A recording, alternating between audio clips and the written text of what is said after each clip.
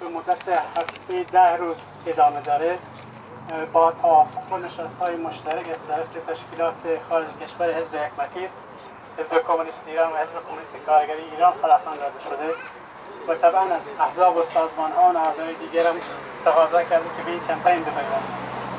نحوه پیشبرد این کمپین فقط امروز نیست، از 28 می شروع شده، همزمان با اجلاس سازمان جهانی کار که نمایندگان جمهوری اسلامی ایران هم در اون اجلاس شرکت دارند.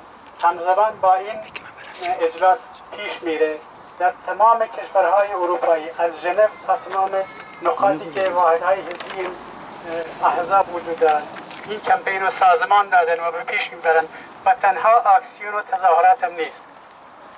هدف ما اینه با تحت فشار گذاشتن دولت‌های اروپایی، دولت‌هایی که با جمهوری اسلامی رابطه دارن و ندارن و با مراجعه به اتحادیه‌های کارگری، سازمان‌ها و احزاب چپ این کشورها تلاش کنیم که صدای کارگران زندانی و فعالین کارگری زندانی رو به گوش جهانیان برسونیم.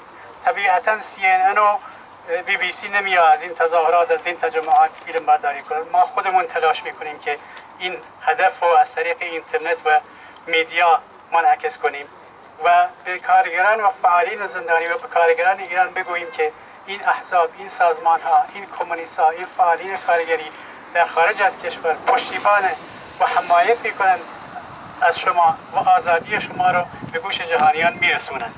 این کمپین تا 6 ژوئن و 7 ژوئن ادامه دارد در تمام نقاط دنیا.